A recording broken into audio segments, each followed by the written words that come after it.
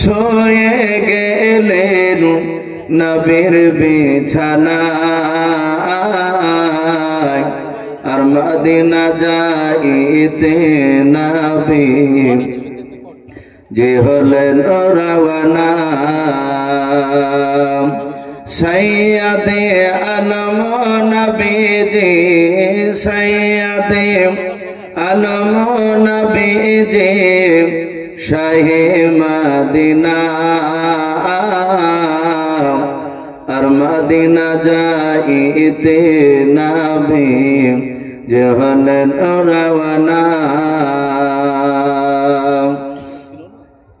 জানের সাথী আবু বকর হিজরত নবীর সঙ্গে যাব বলে ওই হলেন তয়ার। জানের সাথী আবু বকর নবীর সঙ্গে যাব বলে ওই হলেন তয়ার। রাতারাতি চলেন নবী রাতারাতি চলেন নবী সোনার মদিনায় আর মদিনা যাইতে নবী যে হলেন রওয়ানা।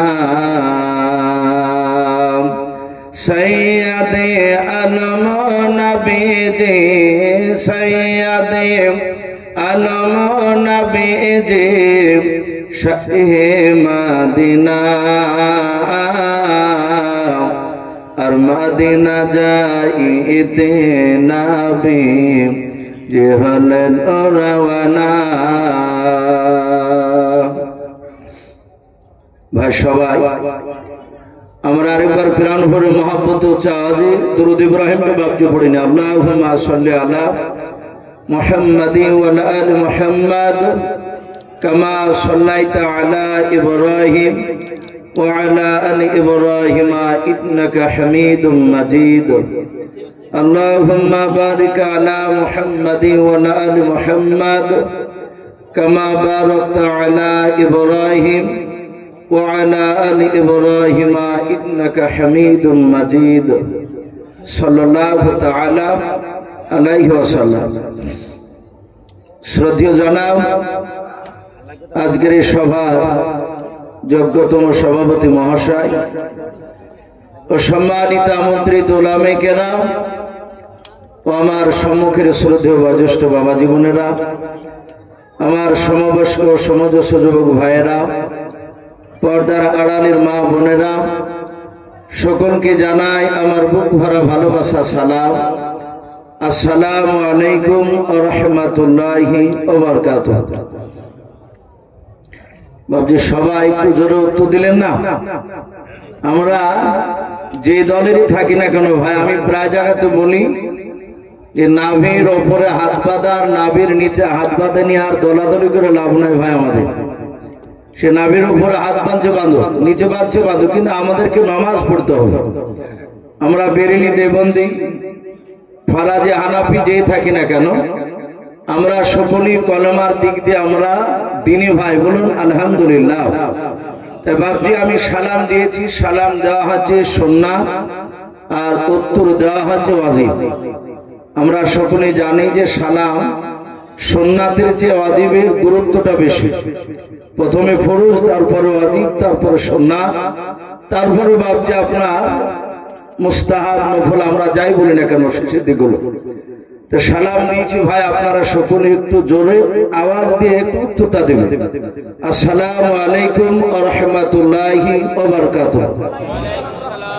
আলহামদুলিল্লাহ সমস্ত প্রশংসা সে মহান রব্বুল আলামিনের জন্য যে মহান রব্বুল আলামিন আমাদেরকে বড় ভালোবেসে রহম করে কাউকে মাগরিবের পর থেকে নিয়ে কাউকে এশার পর থেকে নিয়ে বাপটি প্রায় রাত্রি আপনার 11টা প্রায় বাজতে চলল। এই গভীর রাত্রি পর্যন্ত মহান রব্বুল আলামিন আমাদেরকে বসে রেখেছেন। এটা বাপটি আমাদের বাহাদুরি নয়। বিশ্বনবী বলেন আল্লাহ যাকে ভালোবাসে মহান রব্বুল আলামিন তার মহব্বতের বান্দা বান্দীদেরকে রহমতের মজলিসে নিয়ে এসে বসে দেয়। বহু মানুষ ভাবছে রাস্তা দিয়ে ঘোরাফেরা করছে, অনেকে চলে গেছে। এরকম মানুষ এসেছিল বাড়ি থেকে যে তারা এই জালসার প্যান্ডেলে পাওয়া দেয়নি। আমারও যে ভাইরা যেমন একটু রাস্তায় বসে আছে, চটে কমসে কম পাটা ঠেকালছে, কিন্তু অনেক যুবক ভাই অনেক বাপটি তারা চটে পাটা ঠেকায়নি, এদিক দিয়ে গিয়েছে আবার ঘুরে চলে গেছে। আবার এরকমে বলছে যে খাবারের দোকান ছাড়া অন্য কোনো দোকান বসায়নি, এই জালসা মানায়, মানে ওই দোকান বেশি বসালে তাহলে জালসাটা ভালো হতো। এটা অনেকে বাপজি বলতে বলতে যাচ্ছে। তো যাই হোক, রব্বুল আলামিন আমাদেরকে বাপজি ভালোবাসেন বলে এখনো রব্বুল আলামিন বসে রেখেছে। তাই মহান রব্বুল আলামিনের দরবারে আমরা শুকরিয়া স্বরূপ আদায় করে বলুন আলহামদুলিল্লাহ। একটু প্রাণ ভরে বলুন আলহামদুলিল্লাহ।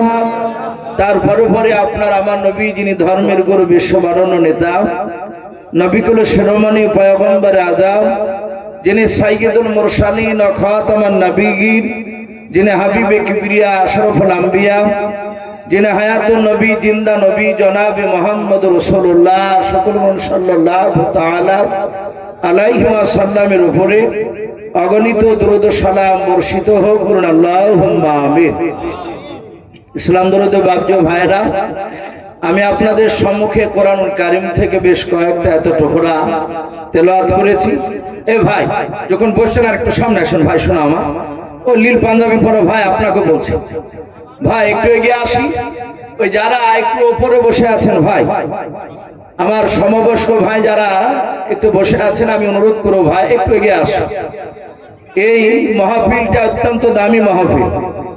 আমরা প্রায় বক্তার মুখ থেকে বাপজি শুনি আল্লাহ রাসূল সাল্লাল্লাহু তাআলা আলাইহি ওয়াসাল্লাম এক একটা সময় এক এক রকমের জিনিসের ফজিলত বয়ান করেছেন। সাহাবাদেরকে নিয়ে আলোচনা করতে করতে নবী বললেন, আমার সব সাহাবার চেয়ে সবচেয়ে দামি সাহাবা আমার রাসূলের কে ছিল? একটু জোরে বলুন ভাই। নবীর সবচেয়ে দামি সাহাবা হযরত বিল্লাল না আবু বকর সিদ্দিক রাদিয়াল্লাহু তাআলা আনহু। এক একটা সাহাবা এক একটা জায়গায় রাসূলুল্লাহ ফজিলত বয়ান করতে গিয়ে তাদের মর্যাদার কথা বাপজি তুলে ধরেছে। এ ভাই যে যুবকটা বিলালের কথা বললে, এ বিলালও বাপজি আপনার উনিও রাসূলের কাছে দামি ছিলেন।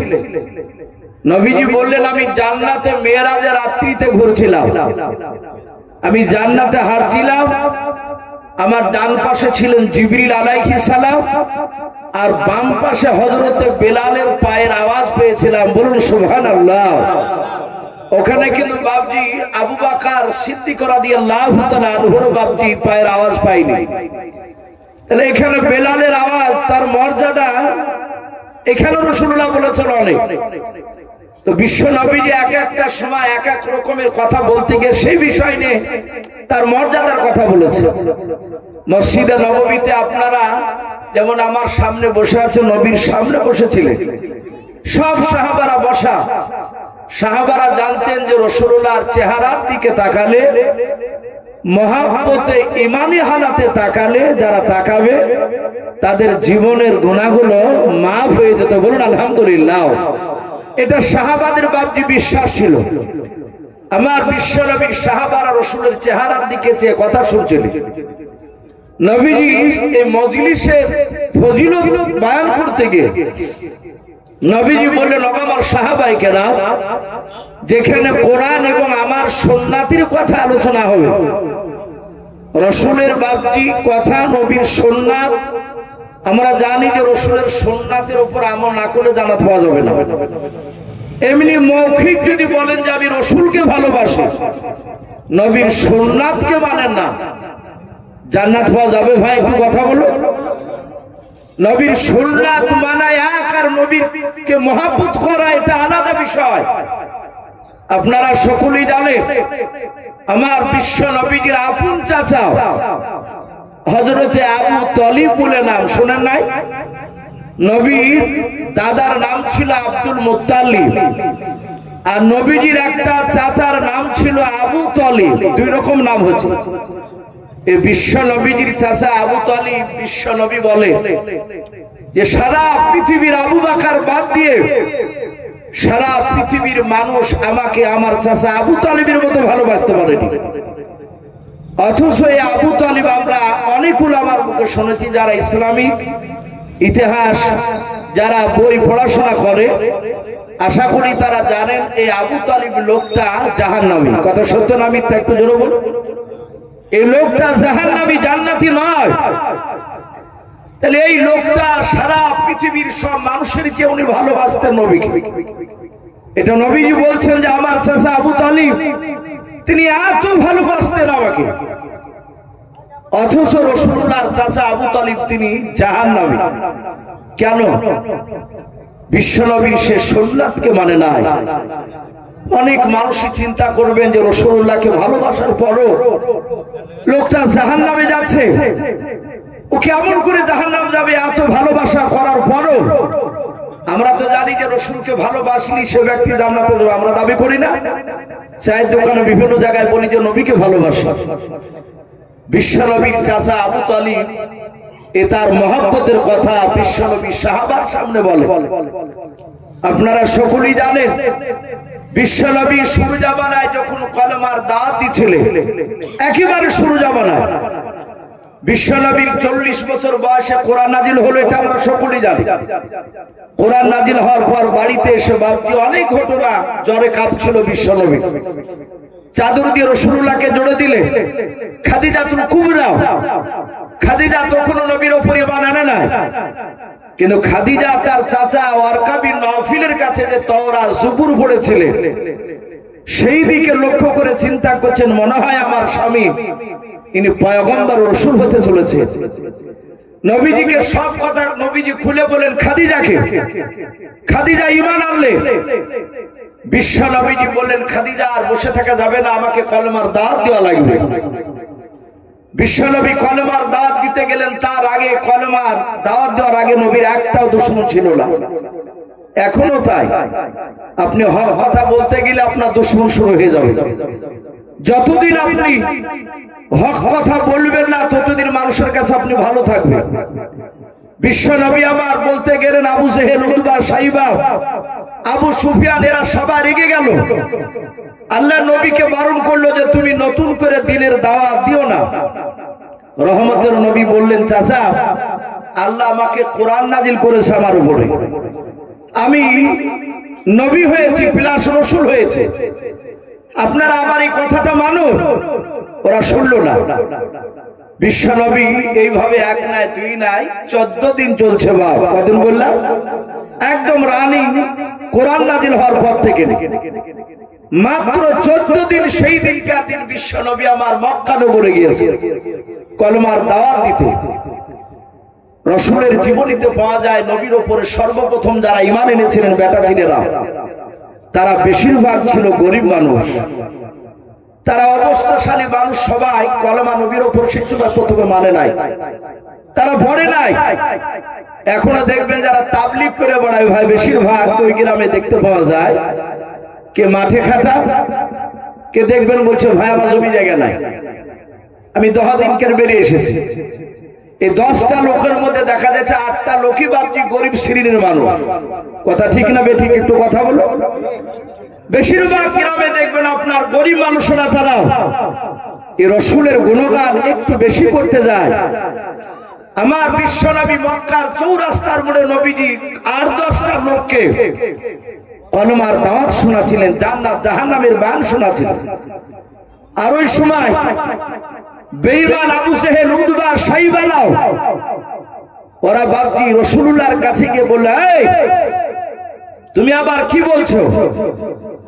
আল্লাহর নবী জনাবে মুহাম্মদ রাসূলুল্লাহ সাল্লাল্লাহু তাআলা আলাইহি ওয়াসাল্লাম, আল্লাহর নবী বললেন, চাচা আমি প্রায় আজ থেকে নিয়ে 13 দিন আগ পর্যন্ত আমার চাচারাও আপনারা সকলে জানেন আমি কলেমা পড়তেছি, কলেমা লা ইলাহা ইল্লাল্লাহু মুহাম্মাদুর রাসূলুল্লাহ।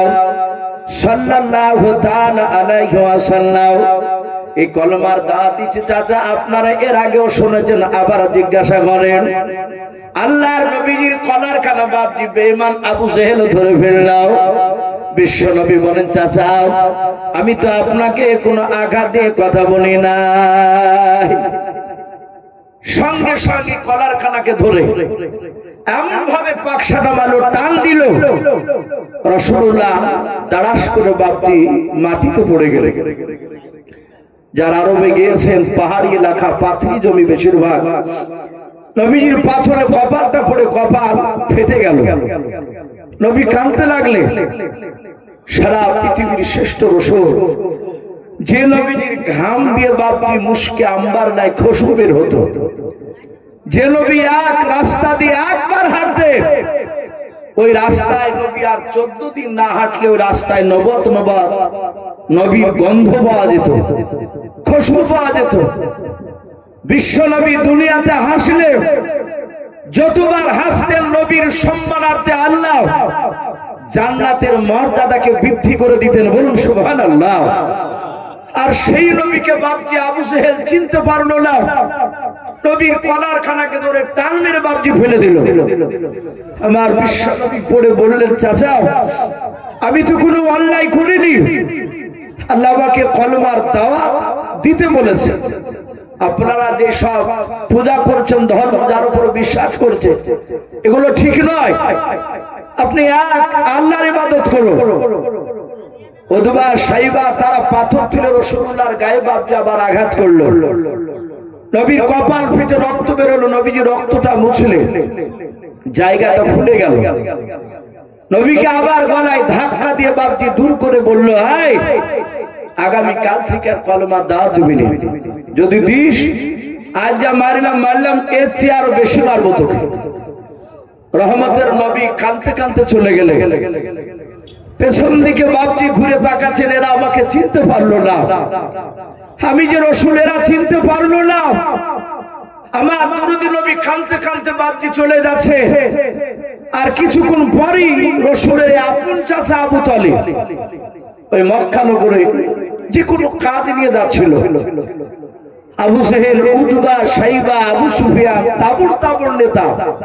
সে সময় মক্কা নগরে কাফের তারা ওরা ওখানে বসে আছে। আবু তালিব গিয়ে বলল, ভাই কি ব্যাপার সব নেতাগুলো এখানে?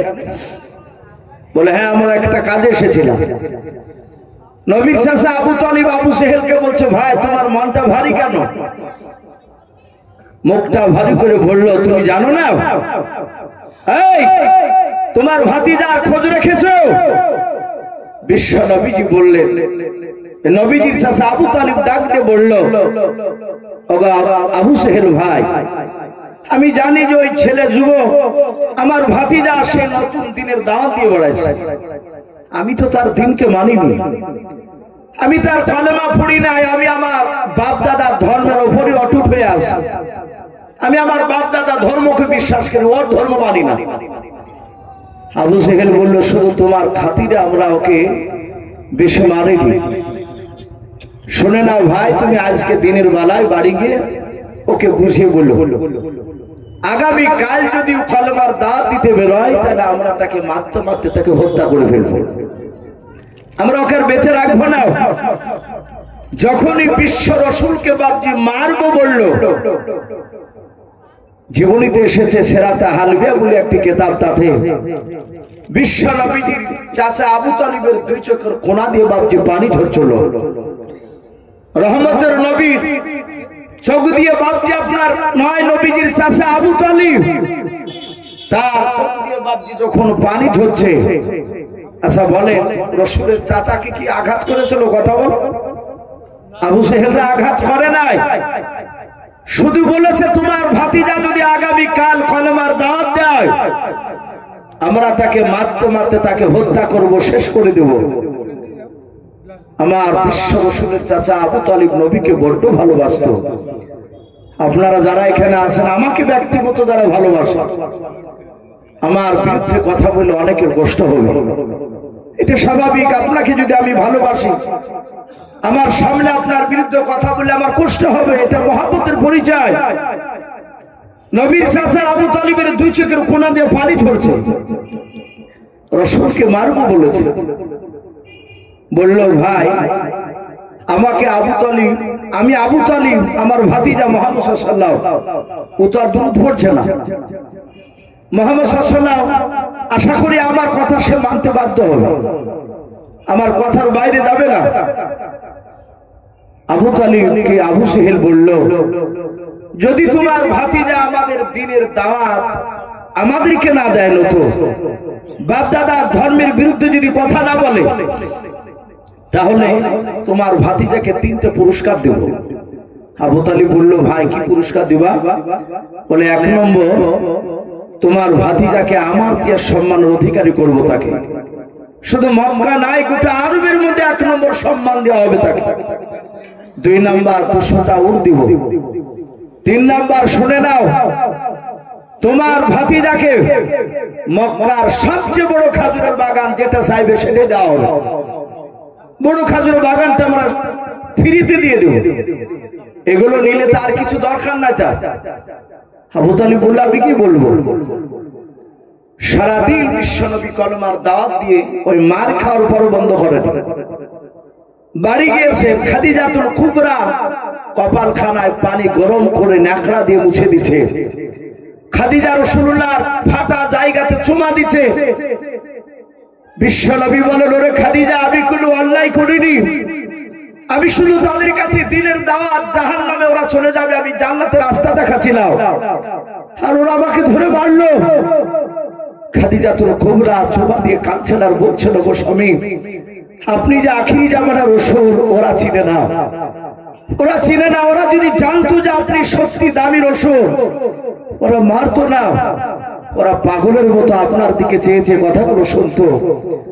বিশ্বনবী বললেন, ওরে খাদিজা, আমি তাদের জন্য বদদোয়া করিনি, আমি তাদের জন্য দোয়া করেছি, আল্লাহ তুমি তাদেরকে হেদায়েত করো। ওরা আজ আমাকে বুঝে নাই, আগামীতে হয়তো তার সন্তানরা হয়তো আমাকে চিনবে, বুঝবে। বিশ্বনবীর কথা, খাদিজার সান্ত্বনামূলক কথা ছিল, বিশ্বনবীর ব্যথাটা মনে হচ্ছে সব পানি হয়ে গেল। আমাদের বেশিরভাগ যারা বিবি আছে, এই কারো কাছে মার খেয়ে বাড়িতে গিয়ে যদি একটু যদি কাঁদে, ও কাঁদা বাদ দিয়ে যদি চোখে হাত বুলান পানি বেড়ায়, বলবে কি হলো, কাঁদছো কেন? চোখে পোকা ফেলো নাকি? পোকা পড়েছে চোখে? বলে পোকা নাই, ও জোনা মারিয়েছে আমাকে। তো অমনি সাদা হাতে বলবে তার লাখ সুরে ফেটিয়ে দিতে পারো নি। কোন সান্ত্বনামূলক কথা না, যে ওরা বেয়াদব, ওরা বুঝে না তাই হাত তুলেছে আপনি বয়স্ক লোক, এসব সান্ত্বনামূলক কথা নয়। ওনাকে মারতে পারোনি, তুমি মেয়ে ছেলের মতো চলেছে, হাতে চুরি করো গা, মেজাজটা আরো খারাপ করে দেয়। খাদিজা ডাক দিয়ে বলছিল, গো রাসূল, ওরা আপনাকে চিনে না, ওরা যদি চিনতো আপনি রাসূল, তাহলে আপনাকে ভাবে মারতো না, আপনার দিকে মহব্বতে চেয়ে থাকতো। বাপজি আমার সাদা লালেরা, সাহাবায়ে কেরামরা রাসূলকে চিনেছিলেন। আমার সাহাবারা নবীর দিকে এমন ভাবে তাকাতে, নবী মাঝে মাঝে বলতেন, গো সাহাবারা অমন করে আমাকে দিকে তাকাও কেন? অন্যদিকে বাজার ফেলো না, আমার দিকে তাকাও কেন? বলছেন, ওগো রাসূল, আপনাকে যে আমরা বড্ড ভালোবাসি, নবী আপনার দিকে তাকিয়ে অন্যদিকে তাকাতে আমার মন চায় না। জোরে বলুন আলহামদুলিল্লাহ। এই ছিল তাদের মহব্বত, ভালোবাসা। আমার বিশ্ব রাসূলের চাচা সন্ধ্যার দিকে বাড়ি এসে তার অর্ধাঙ্গিনী বিবি আবু তালিব তার স্ত্রীকে বলছে, বিবি, একটা বাসনে দুজনার খাবার খোলো। একটা বাসনে। বলে, এতদিন তো খাওনি, হঠাৎ করে দুজনার খাবার কেন? বলে, আমার ভাতিজাকে নিয়ে খাবো। বলে, বহুদিন আগে খেতে, খাদিজার সাথে বিয়ের পর থেকে আপনি তো আর রাসূলকে নিয়ে খান নাই। ওরা স্বামী স্ত্রীতে খায়, আপনি আলাদা খান। আপনি আমি খাই, কিন্তু একসঙ্গে তো দুজনে আর খান না। আমার বিশ্ব রাসূল সাল্লাল্লাহু তাআলা আলাইহি ওয়াসাল্লামের চাচা আবু তালিব, রাসূলের যখন 13 বছর বয়স ছিল, সেই সময় নবীর দাদা আব্দুল মুত্তালিব ইন্তেকাল করেছিলেন। তারপর থেকে রাসূলুল্লাহর চাচা আবু তালিব নবীকে নিয়ে যখনই খাবার খেতে বসতেন, রাসূলকে নিয়ে একই বাসনে খাবার নিয়ে খেতেন, একাই খেতে দিতেন না। উনি ভাবতেন, আমি যদি না খাই, একা হয়তো খেয়ে নিলাম, পরে হয়তো আমার ভাতিজাকে, আমার স্ত্রী হয়তো পেট ভরে খাবার নাও দিতে পারে। আমার বিশ্ব নবী, দরদি নবী, রহমতের নবী পাশের ঘরে রয়েছে। এদিকে বাপজি আবু তালিবের স্ত্রী একটা বাসনে খাবার খুলেছে দুজনা। নবী ডাক দিলেন, ও ভাতিজাও মুহাম্মদ, আপনারা বলুন সাল্লাল্লাহু আলাইহি ওয়াসাল্লাম। ডাক দিয়ে বলা হলো যে ভাতিজা এসো তুমি আমার কাছে। নবী সোজা চলে আসেন। বিশ্ব নবীজি ডাক দিয়ে বললেন, চাচা আমাকে ডাকলেন? বলে হ্যাঁ। বলে বসো খাবারের কাছে বসলে। আবু তালিব মনে মনে চিন্তা করছে, একে যদি আমি বলি যে তোমাকে আবু সেহেলা মারবে, দিনের দাওয়াত তুমি আগামী কাল থেকে দিও না। আবার চিন্তা করলো যদি আমি আগে বলি দিই খাবার খাওয়ার আগে, আমার ভাতিজা যদি দুঃখ করে খাবার না খায়, ও যে সারা রাত শুয়ে থাকবে, আমি ঘুমাতে পারবো না। আমি তার চাচা আবু তালিব, ও না খেয়ে শুয়ে থাকবে, আমি ঘুমাতে পারবো না। তাই চিন্তা করলো খাবার খাওয়ার আগে এই কথাটা না বলাই ভালো। এখান থেকে বাপজি আমাদের শিক্ষা নেওয়া দরকার। আমাদের অনেক সন্তানরা অবুঝ, তারা অনেক ভুল করে ফেলে। 20 বছরের ছেলে, 18 বছরের ছেলে, 15 বছরের ছেলে ভুল করে না, কথা বল। অনেক যুবকরা ভুল করে। অনেক বাপ রাগ সামলাতে না পেরে অনেক সময় মারতে মেরে ফেলে। অনেক সময় এমন আঘাত দেয়, এমনকি খাবার খেতে বসলে খাবার বাসনকে কেড়ে নেয়। যুবক, তা তো ছেলে মানুষ খামখেয়ালি বুদ্ধিতা। সেই ছেলেটা ভাবে যে আব্বা আমাকে আঘাত করলো, খাবার খেতে দিয়ে আবার কেড়ে নিল, পুরো খেতে দিল না। দেখা যায় হয় গলায় দড়ি দেয়, না হলে বিষ খেয়ে মারা যায়। অনেক ছেলেরা রাগ সামলাতে পারে না। এই জন্য বাবার সন্তান ভুল করলে তাকে খাবার খেতে বসলে, খাবার খেতে দেখলে তাকে ওই সময় আঘাত দিয়ে কথা বলবেন না। খাবার খাওয়া হয়ে যাবে, তারপর তাকে বুঝিয়ে বলল। বিশ্ব নবীজি চিন্তা করলেন, না নবী চাচা যে আমি ওকে খাওয়ার আগে বলবো না, খাবার খেয়ে নে তারপরে বলবো। ডাক দিয়ে বলেছিল, ভাতিজা খাবার খেতে তুমি শুরু করে দাও। আল্লাহর নবী জনাবে মুহাম্মদ রাসূলুল্লাহ সাল্লাল্লাহু তাআলা আলাইহি ওয়াসাল্লাম নবীজি ডাক দিয়ে বলেন, চাচা বেয়াদবি হলে মাফ করবেন। ওগো আল্লাহর নবীজি, যেদিন আমার বয়স ছিল 13 বছর। বলে হ্যাঁ রে বাবা, ওই দিনকে আমার দাদা আব্দুল মুত্তালিব ইন্তেকাল করে গিয়েছিলাম। সেই দিন থেকে চাচা খাদিজার সঙ্গে বিয়ে হওয়ার দিন পর্যন্ত, সকাল পর্যন্ত, ওগো আমার চাচা ওই এত বছর ধরে আপনি এক বাসনে আমাকে না নিয়ে খাবার খেতেন না। ওগো চাচা, আপনি ভালো করে লক্ষ্য করে দেখেছেন, একই সঙ্গে আপনি আর আমি খাবার খেতে বসলে আপনি আগে খাবার না খেলে আমি আপনার ভাতিজা আগে খাবার খেতাম না, আপনি আগে খাবার খেতেন। ওগো আমার চাচা, আপনি আগে খাবার শুরু করেন খেতে, তারপরে আমি খাবো। আল্লাহর নবীজির এই কথা শোনার পর নবীজির চাচা আবু তালিব আর থাকতে পারলো না, ধৈর্যের বাঁধ বাপজি ভেঙে ফেললাম। আল্লাহর নবীজিকে বাপজি পাদা মেরে জোরে ধরে বলেছিলাম, ওরে আমার ভাতিজা, তুমি আমাকে এত ভালোবাসো? বলে হ্যাঁ চাচা, আমি আপনাকে আমার আব্বার চেয়ে আমি বেশি ভালোবাসি। ও চাচা, আমি আমার আব্বা জনকে আমি চোখে দেখতে পাই নাই। মার পেটে যখন আমি 6 মাসের বাচ্চা ছিলাম, ওই সময় চাচা আপনাদের মুখ থেকে শুনেছি, আমার মার মুখ থেকে শুনেছি চাচা, ওই সিরিয়ায় ব্যবসা করতে গিয়ে মাকামে আবওয়া জায়গাটায় ইন্তেকাল করে গেছে, ওখানে দাফন আছে আমার আব্বার। ওগো আমার চাচা, আমি আমার আব্বাকে নিজ চোখে আমি দেখতে পাই না, আপনাকে আমি শুনে নাও। নিজের আব্বার চেয়ে বেশি ভালোবাসে, আপনাকে মহব্বত করে। আল্লাহ রাসূলের চাচা কপালে চুমা দিয়ে বলেছিল, ভাতিজা, ও ভাতিজা, আমি যে তোমাকে বড্ড ভালোবাসি রে বাবা। তাড়াতাড়ি বললাম আজকে দিনের বেলায় কি আবু জেহেল উতবা সাইবা আবু সুফিয়ান এদের সঙ্গে কি তোমার দেখা হয়েছিল? আল্লাহর নবীজির চাচার সামনে বাবা বাচ্চা ছেলের মতো বাবা ফুফরে ফুফরে কাঁদতে কাঁদতে বলেন, ওগো চাচা এই দেখেন আমার কপাল ফাটা। বলে হ্যাঁ বাবা দেখতে পাচ্ছি।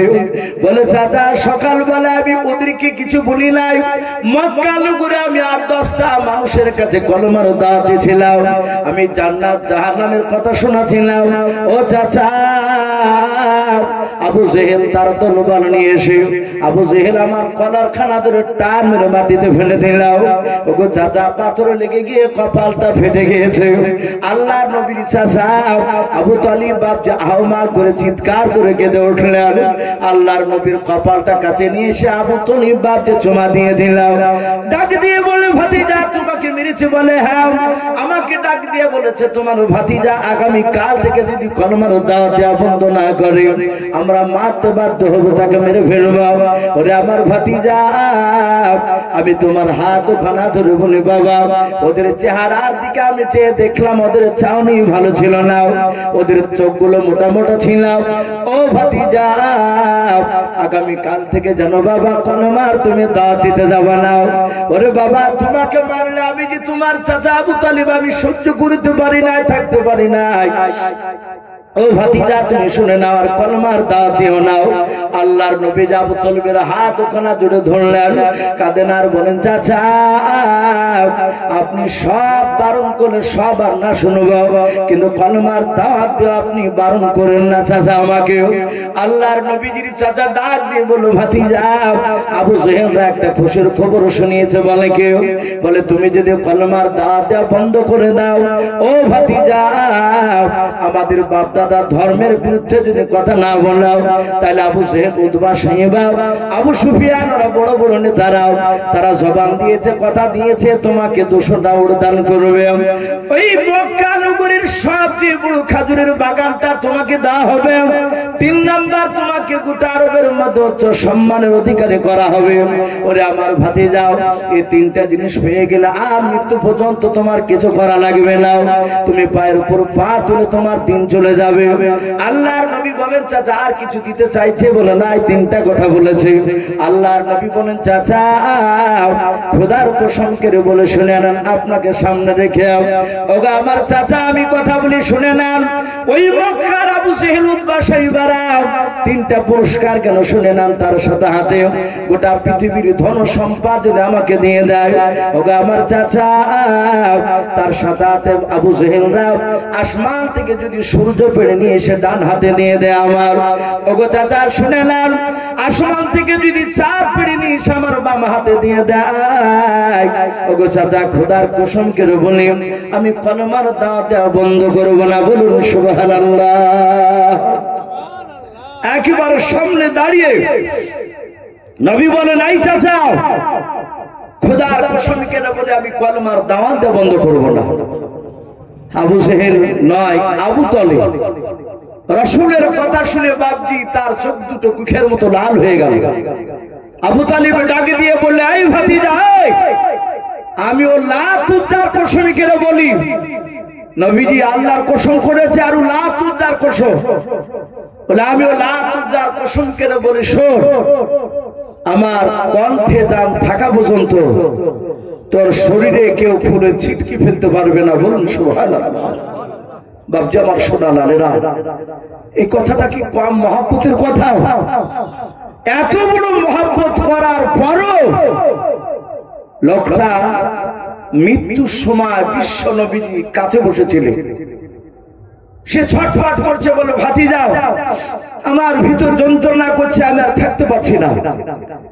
নবী কাঁদছেন আর হাতখানা ধরে বলছেন চাচা শুধু একবার কলমা পড়ো। আবু তালিব এভাবে তাকে দেখছে আবু জেহেলের লোক বসে আছে। কিতাবে লিখেছে আবু তালিব ইন্তেকাল করার 10 দিন আগে থেকে আবু জেহেলরা তাদের দলের লোক দুটো করে বসে রাখতো রাতে দিনে। সকালে আসতো সন্ধ্যা পর্যন্ত থাকতে দুটো বেঈমান, এরা আবার চলে যেত, আবার নতুন করে দুটো বেঈমান আসতো আবু জেহেলের দলের লোক। ওরা আবার ফজর পর্যন্ত, সকাল পর্যন্ত থাকতো। এ কেন থাকতো?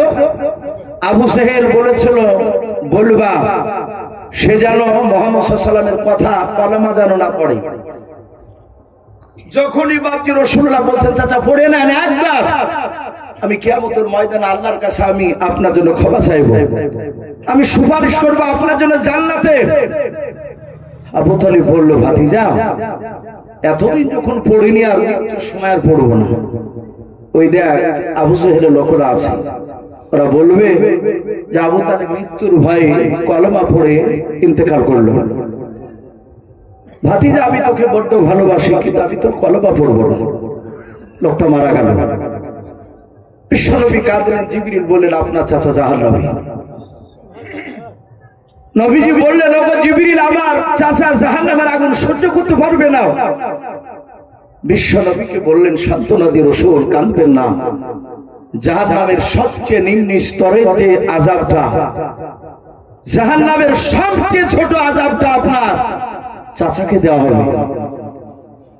নবীজি একটি নিঃশ্বাস ফেলে বললেন, ওগো জিবরিল ভাই, আমার চাচাকে ছোট্ট আযাবটা দেওয়া হবে? বলে হ্যাঁ। বলে ছোটটা কেমন আযাব?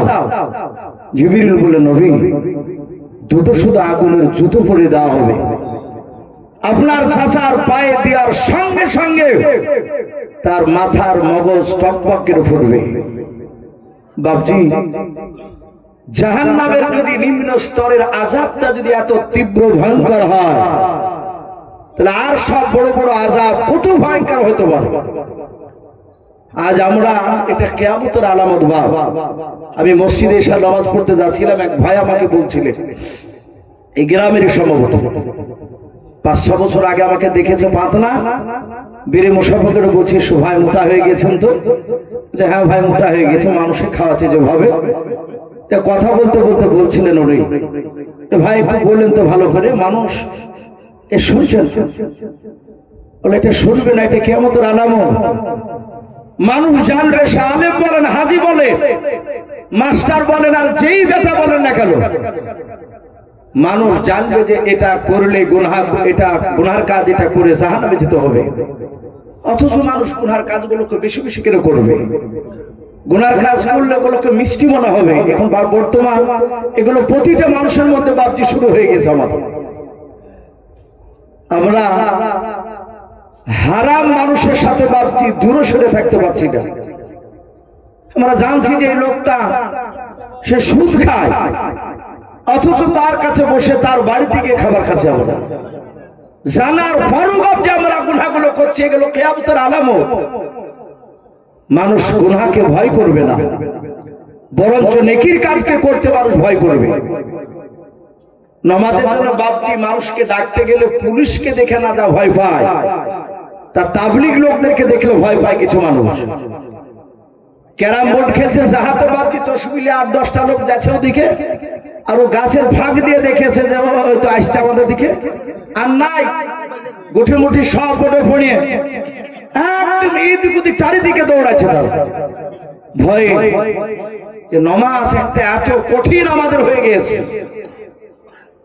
বাপজি, আমাদের মধ্যে খুশু নেই, মহব্বত দিন থেকে সরে যাচ্ছে। আমার বিশ্ব নবী, রহমতের নবী জনাবে মুহাম্মদ রাসূলুল্লাহ সাল্লাল্লাহু তাআলা আলাইহি ওয়াসাল্লাম তিনি কাঁদছিলেন তার চাচার জন্য। আমার বলার উদ্দেশ্য এই যে এত ভালোবাসার পরও সে রাসূলের চাচা জাহান্নামে যেতে হয়েছে, রাসূলের সুন্নাতকে সে মানেনি।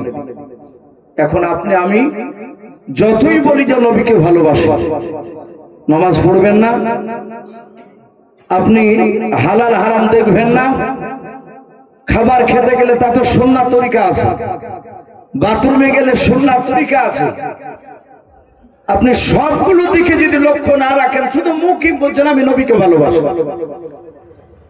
একটা মানুষ দেখেন বাপজি বছরকার 2 ঈদের ছাড়া নামাজ পড়ে না, অথচ আল্লাহু আকবার ও একার সময় এমন ভাবে নবীর কথা বলবে মওলানা ওকে পারবে না। এটা অনেকেই বলে, কিন্তু বাপজি এতটুকু মনে রাখবেন, রাসূলের সুন্নাতকে না মানলে জান্নাত পাওয়া সম্ভব নয়। হ্যাঁ, আপনি বেনামাজি, আমি বেনামাজি, আল্লাহ হয়তো ইচ্ছা করে হয়তো আমাদেরকে মাফ করে দিতে পারে, দয়া সেটা ভিন্ন কথা, সেটা ওটা আল্লাহর ব্যক্তিগত ব্যাপার। তা বলে আপনাকে আমাকে যে মাফ করবে তার তো কোনো গ্যারান্টি নেই। কিন্তু রাসূল বলেছেন বাপজি নামাজ পড়তেই হবে। আমি বলছিলাম রাসূলের সুন্নাত মানা লাগবে। যে সব যুবক ভাইরা এখানে বসে আছেন, বাপজিরা বসে আছে, এই যে জমে বসা, এটাও বাপজি সুন্নাত। বিশ্বনবী বললেন যে এখানে কোরআন এবং নবীর সুন্নাতের কথা আলোচনা হয়। আমি সে প্রথমে বলছিলাম কথাটা, সে মাহফিলে মানুষ এসে জমে বসলে যারাই বসবে তাদের পূর্বেকার গুনাহ মাফ হয়ে যাবে যদি মহব্বতে বসে যায়। আরেক জায়গায় লিখেছে বাপজি 500 রাকাত নফল নামাজ পড়ে যতটা সম পাওয়া যায়, আপনি দিনী মজলিসে এসে 5 মিনিট যদি বসেন, বুঝতে না পারলো একটু যদি চুপচাপ যদি আদবের সহিত বসে, আপনার আমলনামায় তার ডবল লিখে লেখা হবে। বলুন আলহামদুলিল্লাহ। বাপজি আমার সোনা লালেরা, বিশ্বনবী এই মজলিসের বর্ণনা করছিলেন, আর হঠাৎ করে নবীর একজন সাহাবা জাবের রাদিয়াল্লাহু তাআলা আনহু বলে নাম শুনেছেন বাপ জাবের? উনি রাসূলের এত দামি সাহাবা। আমরা অনেক হিকমত বাপ যে আমাদের মধ্যে নেই। আপনি আমার কথাগুলো একটু মিলাবে। আমি বাস্তবে বাপজি দেখছি গুলো, বেশ কিছুদিন আগে বাপজি দেখেন সব রেকর্ডিং হচ্ছে। অনেক মানুষ হয়তো লাইভে হয়তো দেখছো হয়তো বসে।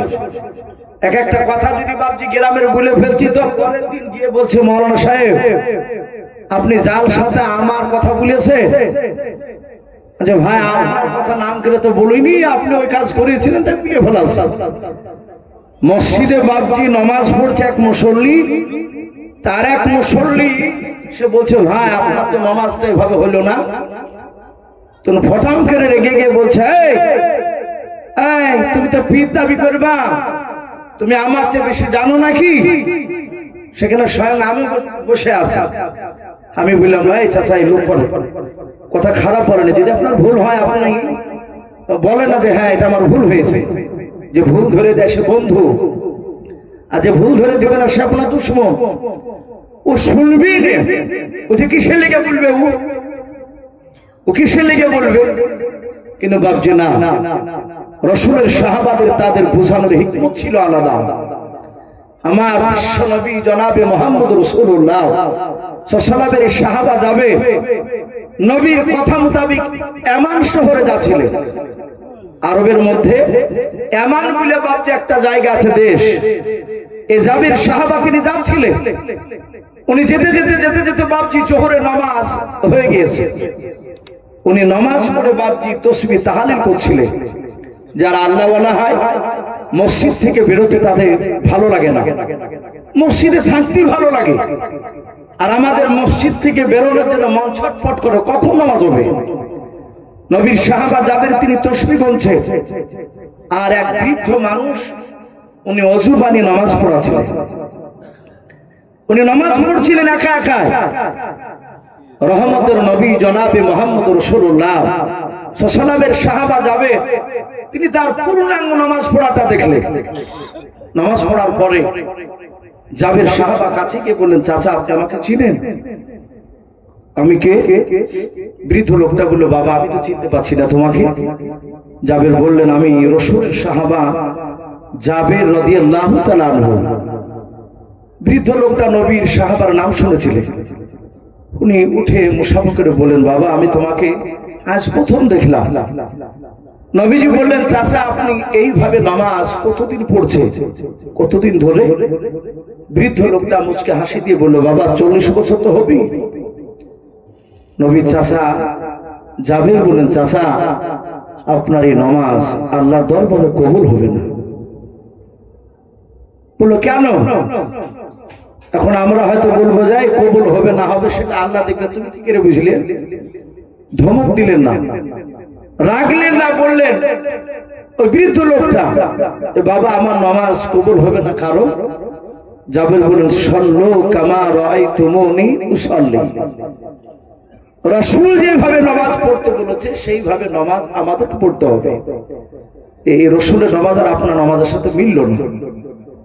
তবে আপনার নামাজ আল্লাহ দরবার কবুল হতে পারে না, রাখলেন না। বাপজি রাখবেন না, কেউ যদি ভুল ধরে দেয় আপনি তার কাছে বোঝার একটু চেষ্টা করুন। সন্দেহ হলে আপনি ওই কথাটা আরেক আলেমকে জিজ্ঞাসা করুন, 2-10টা মওলানাকে জান্নাওয়ালাদের কাছে জিজ্ঞাসা করুন, তাহলে আপনি সঠিকটা আপনার সমাধান হয়ে যাবে, বুঝতে পারবেন যে হ্যাঁ কথাটা উনি ঠিকই বলেছিলেন। বিশ্ব নবীজির চাচা নয়, এই জাবের সাহাবা মসজিদে বাপজি নববীর মাহফিলে বাপজি মাঝখানে বাপজি দাঁড়িয়ে গেলেন, বললেন ইয়া রাসূলুল্লাহ, এ হাবিব আল্লাহ, আপনি বললেন যেখানে কোরআন এবং সুন্নাতের কথা আলোচনা হয় সে মাহফিলে মহব্বতে বসলে তার জীবনের গুনাহগুলো মাফ হয়ে যায়। নবীজি আপনি খাস করে বলেন না, আপনি আমভাবে বলেছেন, আপনি সবারই কথা বললেন। ও নবী আপনি বলুন ওয়াইন জানা ওয়াইন সারাকা। সাহাবারা আরবি ভাষা জানতেন, সবাই বুঝতে পেরেছে। নবীজির সাহাবা বললেন, নবী বলুন জেনাখোর ব্যক্তি আর চোর ব্যক্তি যদি এসে আদবের সহিত বসে তার কি গুনাহ মাফ হবে? ভাবতে পারেন সাহাবা জাবের কোথায় হাত দিয়েছে? এই যে মাহফিলে বসে আছি বাপজি সবাই, এখানে অনেক যুবক আছে বাপজি মদ খেয়ে এসে বসেছে, থাকতে পারেন এরকম লোক? ওই এখন না খেলে সকালে হয়তো দুপুরে খেয়েছে, থাকতে পারে। একটা বেনামাজি মানুষ এই মাহফিল থেকে বাপজি সে পরেজগার হতে পারে কি পারে না? কথা বলো। সে নামাজ সে পড়তো না, সে জালসা থেকে কোন বক্তার বক্তব্য শুনে হয়তো আল্লাহ তাকে হেদায়েত করে নিতে পারে, সে হয়তো 5 ওয়াক্ত নামাজি হয়ে যেতে পারে। জাবের সাহাবা ডাক দিয়ে বললেন, নবী আপনি বলুন জেনাখোর ব্যক্তি চোর ব্যক্তি যদি এসে আদবের সহিত এই রহমতের মজলিসে বসে যায় তাহলে তাদের গুনাহ কি মাফ হবে? আল্লাহর নবী বলেন আল্লাহ ওনাদের গুনাহ মাফ করবেন, বলুন সুবহানাল্লাহ। জাবের সাহাবাকে নবী বললেন বসে যাও, উনি বসে পড়লেন। উনি চিন্তা করছেন নবীজি কি মন দিয়ে কথাটা শোনেননি? আবার দাঁড়িয়ে গেলেন জাবের সাহাবা। নবী বলেন এই জাবের কি ব্যাপার, আবার দাঁড়ালে কেন? জাবের সাহাবা নবীজির চেহারার দিকে চেয়ে বাপজি কান্না করতেছেন। আল্লাহর নবী বলেন জাবের সাহাবা তুমি কাঁদো না, তুমি বলো কেন দ্বিতীয়বার তুমি দাঁড়ালে একটু বলাও। জাবের সাহাবা উনি মনে মনে চিন্তা করেছেন, মাওলা আল্লাহর নবীকে একবার প্রশ্ন করেছেন, নবীজি উত্তর দিয়েছেন, বসে পড়তে বলেছেন, আমি বসে পড়েছিলাম। আবার আমি দ্বিতীয়বার দাঁড়িয়ে গিয়েছি বিশ্ব নবীজির কাছে, যদি দ্বিতীয়বার কথাটা বলা বেয়াদবি হয়ে যায় তাহলে কিয়ামতের ময়দানে আমি জাবের সাহাবা জান্নাত যেতে গিয়ে আমি আটকা পড়ে যাব। আল্লাহর নবী জনাবে মুহাম্মদ রাসূলুল্লাহ সাল্লাল্লাহু তাআলা আলাইহি ওয়াসাল্লাম ডাক দিয়ে বলুন, গো জাবের সাহাবা তুমি কান্না করো না, তুমি তাড়াতাড়ি বলাও। আল্লাহর নবীর সাহাবা জাবের ডাক দিয়ে বলুন, হুজুর বেয়াদবি হলে মাফ করবেন। নবী একটু মন দিয়ে শুনুন, জেনাখোর ব্যক্তি চোর ব্যক্তি যদি এসে বসে যায় ও আল্লাহর নবী বলুন তাদের গুনাহ মাফ হবে কিনা? আল্লাহর নবী বলেন সাহাবা মহব্বতে আদবের সহিত যদি বসে যায় আমার আল্লাহ তাদের গুনাহ মাফ করে দিবেন, বলুন সুবহানাল্লাহ। ও বাপজি ভাইরাম, আল্লাহ এত দয়ালু, এত করিম, এত রহমান, মহান রব্বুল আলামিনের নবী বলেন ওগো বান্দারা আল্লাহর তুমি গুনাহ করতে করতে সারা পৃথিবীতে যত পাহাড় রয়েছে পাহাড় বরাবর যদি তুমি গুনাহ করে ফেলো, ওরে আমার আল্লাহর বান্দারা একবার যদি চোখের এক ফোঁটা পানি ফেলে আল্লাহর কাছে যদি তুমি কান্না করো, ওই গুনাহর ব্যাপারে যদি তুমি আল্লাহর কাছে যদি তওবা করো, যদি কাঁদো, আমার আল্লাহ সারা পৃথিবীর তোমার পাহাড় বরাবর গুনাহ মহান রব্বুল আলামিন মাফ করে দিবেন, বলুন সুবহানাল্লাহ।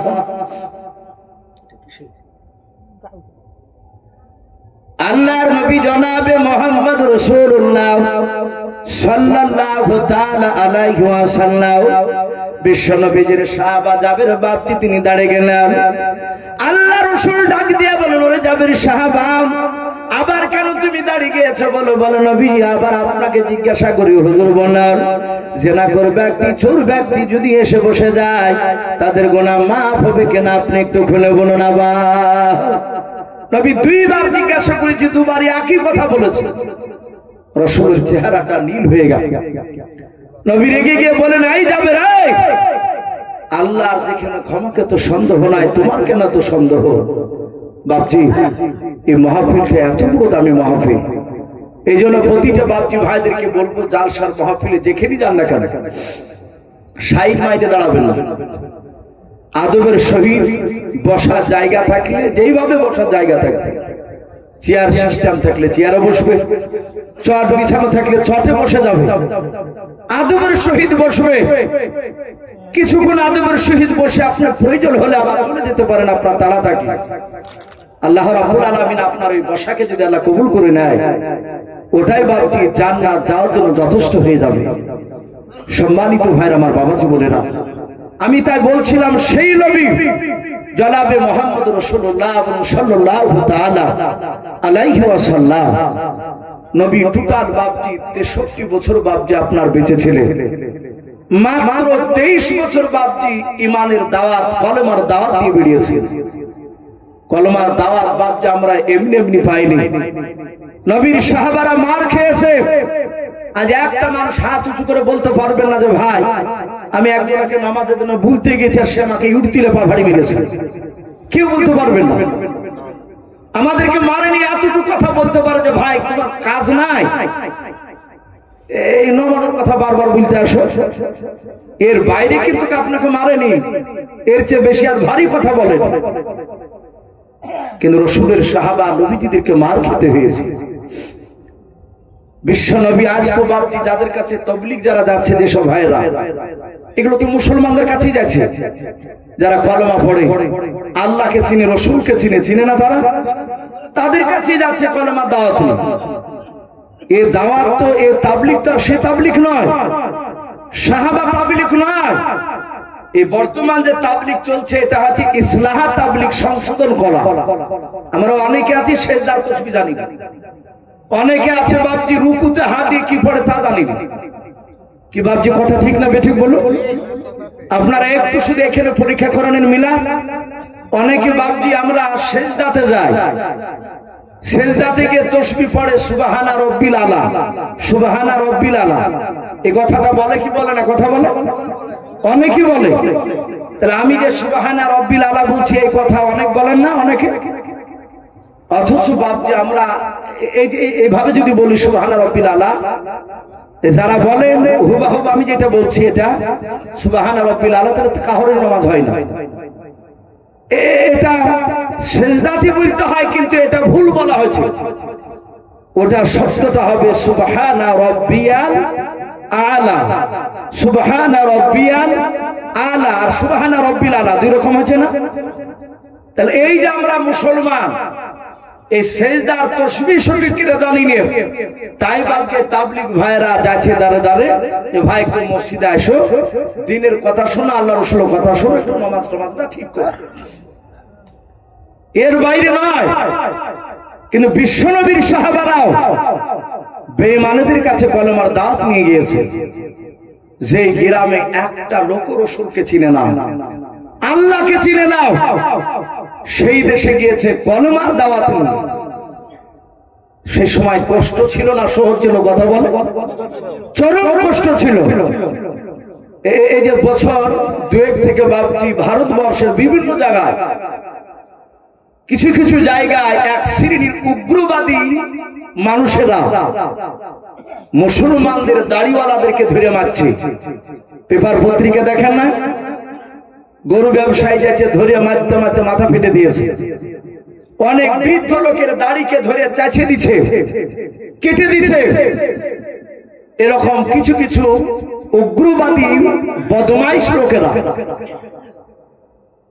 অথচ বাপজি আমাদেরকে অনেক সময়তে দূরে যেতে এখন ভয় লাগছে, অথচ সেই দেশে মুসলমান আছে। আর রাসূলের জামানাতে বাপজি সাহাবারা নবীর কথাকে নিয়ে এমন এমন দেশে যেতেন যে দেশে একটা কলেমা পড়া লোক নাই। বিশ্বনবী বসে আছেন মসজিদে নববীতে, অনেকগুলো লোক বসা। নবী সাহাবাদের দিকে তাকিয়ে বললেন, শোনো, আমাকে পূর্ণাঙ্গ দিন দিয়ে পাঠিয়েছেন আল্লাহ। এই সাহাবারাও, তোমাদের সবাই না, মাত্র একজন আগে আমি একজন সাহাবাকে আমি পাঠাতে চাই, সে এমন একটা দেশে আমি তাকে পাঠাবো, সেই দেশের বাদশা বেঈমান, সেই দেশের প্রতিটা নাগরিক প্রজারা সবাই বেঈমান, তারা আল্লাহ এবং রাসূলকে চিনে না। সেই দেশে কলমার দাওয়াত একজন ব্যক্তিকে নিয়ে যাবে। নবীর জবান দিয়ে বলাও শেষ, আর মাহফিলে বসা ছিল হযরতে দাহিয়াতুল কলবি রাদিয়াল্লাহু তাআলা আনহু। নাম শুনেছেন এই সাহাবা? হযরতে দাহিয়াতুল কলবি রাসূলের বাপজি, দামি সাহাবা। হাদিসে পাওয়া যায় সম্রাট জিবরিল আলাইহিস সালাম উনি মাঝে মাঝে দাহিয়াতুল কলবির সাহাবা রূপ ধরে, চেহারা সুরাত ধরে নবীর সাথে কথা বলতেন। সাহাবারা ভাবতেন মনে হয় দাহিয়াতুল কলবি। চলে যেতেন, বিশ্বনবী বলতেন ওকে চিনতে পারলে? সব সাহাবারা যারা বসে থাকতেন তারা বলতেন হুজুর উনি তো দাহিয়াতুল কলবি। নবী বললেন না। বলে উনি কে? বলে উনি দাহিয়াতুল কলবি তোমাদের চোখে, কিন্তু এখনই তুমি দাহিয়াতুল কলবির বাড়িতে যাও, বাড়িতে দেখো গা দাহিয়াতুল কলবি এখানে আসেন। বলে হুজুর উনি কে?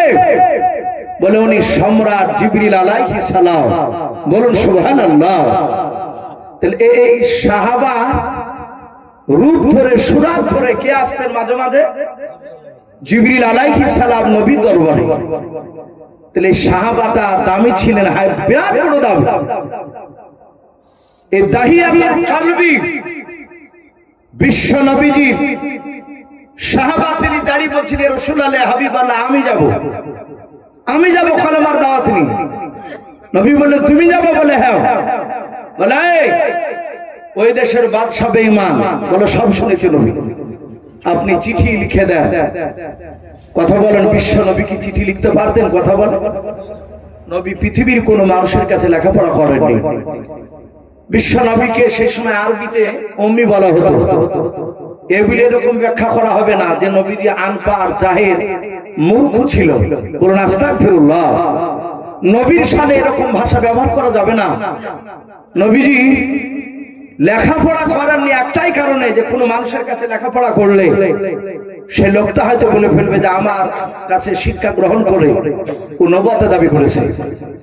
অনেক প্রাইমারি স্কুলের মাস্টার দেখে তার ছাত্র যদি কলেজের প্রফেসর হয় তো অনেক সময় গর্ব করে বলে যে এই ছাত্রটা আমার, আমি তাকে শিক্ষা দিয়েছি প্রথমে, আনন্দ করে বলে।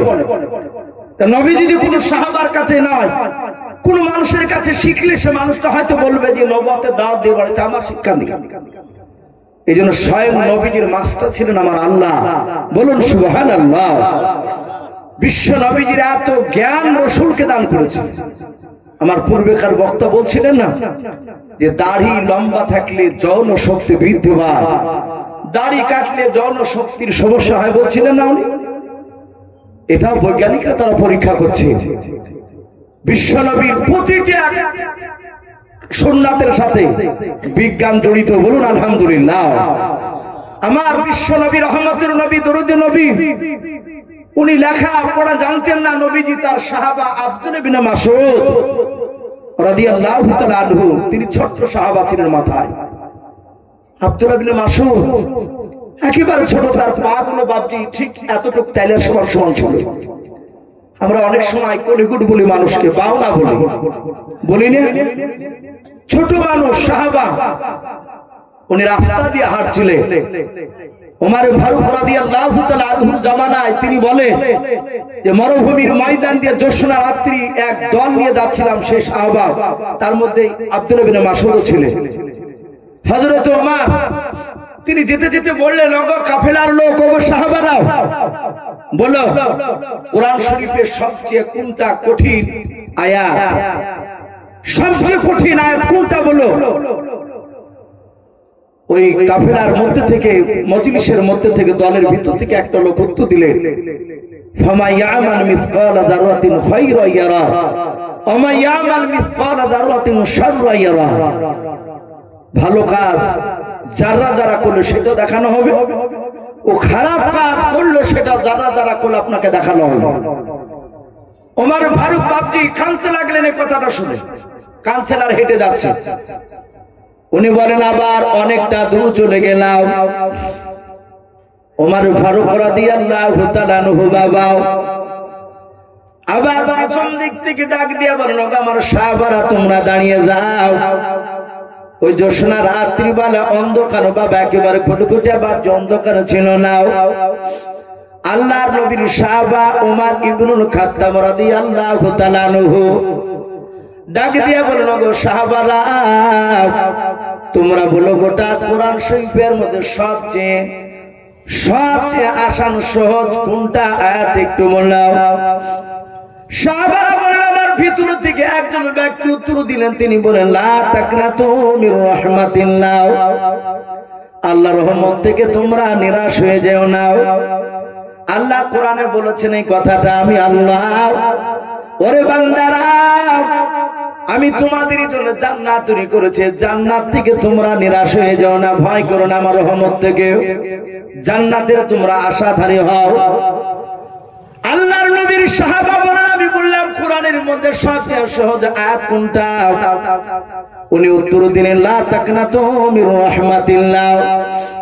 ওমর বললেন, ভাই প্রথমে আমি বললাম কোরআনের মধ্যে সবচেয়ে কঠিন আয়াত কোনটা, তো কোনো উত্তর দিয়েছেন, একই গলার আওয়াজ পেলাম।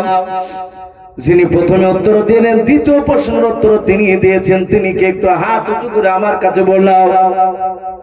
সব সাহাবারা একটু সরে গেলেন, ডাক দিয়া বলেন, আমিরুল মুমিনিন ওমর ইবনুল খাত্তাব, ও নবীজির সাহাবা, এই দেখেন আব্দুল ইবনে মাসউদ রাদিয়াল্লাহু তাআলা আনহু তিনি উত্তর দিয়েছেন। আল্লাহর নবীজি বাপজি আব্দুল ইবনে মাসউদের এত মর্যাদা বলেছিলেন, কোন মানুষ বাবা আব্দুল ইবনে মাসউদের বাড়ির পাশ থেকে অনেক সাহাবা ছিল, তারা বাপজি আপনার নবী দরবারে গিয়ে বাপজি মশলা জিজ্ঞাসা করত। আল্লাহর নবী বলেন, তোমার বাড়ি কোথায়? তিনারা বলতেন, আমার বাড়ি আব্দুল্লাহ ইবনে মাসউদ রাদিয়াল্লাহু তাআলা আনহুর পাড়াতে, ওনার বাড়ির পাশে। আল্লাহর নবী বলতেন, সাহাবারা আব্দুল্লাহ ইবনে মাসউদ কি মারা গিয়েছে? বলে, হুজুর না, মারা যায় না, বেঁচে আছে। আল্লাহর নবী বলতেন, সাহাবারা কোন মশলার সম্মুখীন হলে আব্দুল্লাহ ইবনে মাসউদ যতদিন বেঁচে থাকবে, শুনে নাও, তোমরা আব্দুল্লাহ ইবনে মাসউদের কাছে যাবা, আমার কাছে হেঁটে কষ্ট করে আসা লাগবে না। আব্দুল্লাহ ইবনে মাসউদ যেই কথাটা বলবে, এই সাহাবারা তোমরা জানবা ওটা রাসূলুল্লাহর জবানের কথা, বলুন সুবহানাল্লাহ। ভাবতে পারেন কত বড় দামি সাহাবা এই আব্দুল্লাহ ইবনে মাসউদ রাদিয়াল্লাহু তাআলা আনহু। নবীর দরবারে কোরআনের ওহী লিখতে ডাক দিয়ে নবী বললেন, সাহাবা চিঠি লিখো। নবীজি মুখের জবানি আব্দুল্লাহ ইবনে মাসউদের বাপ হাতের লিখনি লিখতে লাগলেন। নবী যা যা বলেন সব লিখলে, চিঠিখানা ভাঁজ করে দাহিয়াতুল কলবি রাদিয়াল্লাহু তাআলা আনহুর হাতে দিয়ে দিলেন। তখন তার ফোন টোন ছিল না, তখন বাপজি চিঠি লিখে পাঠাতো। বলে, চিঠিটা নিয়ে যাও। বলে, হুজুর কোথায় যাব, কোন দেশে? বলে, দেশটার নাম রোম দেশ। কি নাম বললাম? রোম দেশের সম্রাট বাদশাহ হিরাক্লিয়াস। তাফসীরে মারিফুল কোরআনে হিরাক্লিস শব্দ এসেছে, বাংলা তাফসীর দেখবেন তার নাম হিরাক্লিয়াস বলে বাপজি শব্দ দেওয়া আছে। নবীজি তার নাম বললেন যে হিরাক্লিয়াস, সে আল্লাহকে চিনে না, তার প্রজারা আল্লাহকে চিনে না। তার কাছে গিয়ে হিকমতের সহিত কথা আলোচনা করবা। শোনো, সে খুব চালাক বুদ্ধিজীবী বাদশাহ, তার দরবারে মিথ্যা কথা বললে সে ধরে ফেলে, আর মিথ্যা কথা ধরতে পারলে তাকে জিন্দা জবাই করে দেয়। বিশ্বনবীজি হিরাক্লিয়াসে তার বুদ্ধির প্রশংসা করেছেন, বুখারীতে এসেছে। দাহিয়াতুল কলবি বলে, নবী চিন্তা না, আমি হিকমতের সহিত কথা আলোচনা করবো তার সামনে। সাহাবা রাদিয়াল্লাহু তাআলা আনহু তিনি চিঠিখানা নিয়ে ঘোড়ায় চেপে সোজা ছুটে চলে গেলে। হিরাক্লিয়াসের দরবারে গিয়ে দেখছেন বাবা দিনের বেলায় 5000 মতো তার বেঈমান সবাই বাপজি বসে আছে, গোল করে ঘেরাও করে। তার মাঝখানে হিরাক্লিয়াস বড় সিংহাসনে বসা। তাফসীরে মারিফুল কোরআনে এসেছে, প্রতিদিন ৫,০০০ করে বেঈমান তার সাথে বসে থাকতো, তার দলবল। কোনো কিছু করলে দাহিয়াতুল কালবি তার ৫,০০০ লোক নিয়ে মাশওয়ারা করত, আলোচনা করত। দাহিয়াতুল কালবি ডাক দিয়ে বললেন, তোমাদের মধ্যে বাদশা কে? সবাই বলল, ওই দেখেন বাদশা। হেরাক্লিয়া সে দরবারে গিয়ে দাহিয়াতুল কালবি চিঠিখানা দিলে। চিঠিখানা নেওয়ার পর পড়ার পর বলল, ভাই তোমার নাম কি? বলে চিঠিতে তো আছে। বলে পড়েছি, তবু বলো তোমার নাম? বলে আমার নাম দাহিয়াতুল কালবি। ডাক দিয়ে বলল, তুমি কোথা থেকে এসেছো? বলে আমি এসেছি মদিনা থেকে। বলে তোমার রাসূলুল্লাহর চরিত্র ব্যাপারে একটু বলো তো, সে লোকটা কেমন ভালো, তার গুণগান একটু আমার সামনে করো, আমি তো তাকে দেখিনি। দাহিয়াতুল কালবি রাদিয়াল্লাহু তাআলা আনহু তিনি বললেন, রাসূলুল্লাহর চরিত্র শুনবেন, নবীর ব্যবহার কেমন? বলে হ্যাঁ বলো। আমার বিশ্ব নবী, দরুদ নবী, রহমতের নবী, রহমতের বাবজি একটা ঘটনা আলোচনা শুরু করলেন। বিশ্ব নবীর চরিত্র কেমন ছিল? ৫,০০০ লোক বাবজি সবাই কথা শুনছে। ডাক দিয়ে বলল, আমার বিশ্ব নবীকে মক্কার লোকেরা থাকতে দেয়নি। নবীকে অত্যাচার করে আল্লাহর হুকুমে রাসূলুল্লাহ মক্কা ছেড়ে মদিনায় চলে গিয়েছে। আমার বিশ্ব নবীর বন্ধু আবু বকর বলে, আমি যখন রাসূলের সাথে মক্কা থেকে মদিনা যাচ্ছিলাম রাস্তা দিয়ে, নবী বেশ কিছুটা রাস্তা দূরে যাতেন আর পেছন দিকে ঘুরে ঘুরে দেখতেন। নবী কাঁদছেন। বিশ্ব নবীর বন্ধু আবু বকর বলছে, নবী আপনি সামনে যাচ্ছেন আর বারবার পেছন দিকে ঘুরে তাকাচ্ছেন, কাঁদছেন কেন? রাসূল বলছেন, আবু বকর রে, এটা আমার মাতৃভূমি। আমি মক্কার মরুভূমির ময়দানে খেলাধুলা করেছি, ওখানে আমার বাপ চাচারা সব রয়েছে। মক্কার লোকেরা আমাকে চিনতে পারলো না, ওরা আমাকে থাকতে দিল না। আবু বকর বলেন, বিশ্ব নবী এতখানা কাঁদছেন আর দৌড়াচ্ছেন আর পেছন দিকে ঘুরে ঘুরে তাকাচ্ছেন। সেই নবী সাল্লাল্লাহু মক্কা থেকে মদিনায় চলে যাওয়ার পরে সেখানেও বাবজি কলমার দাওয়াত দিছিলেন। আবু জেহেল শুনেছে যে মুহাম্মদ সাল্লাল্লাহু ওখানে যাওয়ার পরও তার কথাগুলো মক্কা নয় মদিনার লোকেরা সব মেনে নিয়েছে।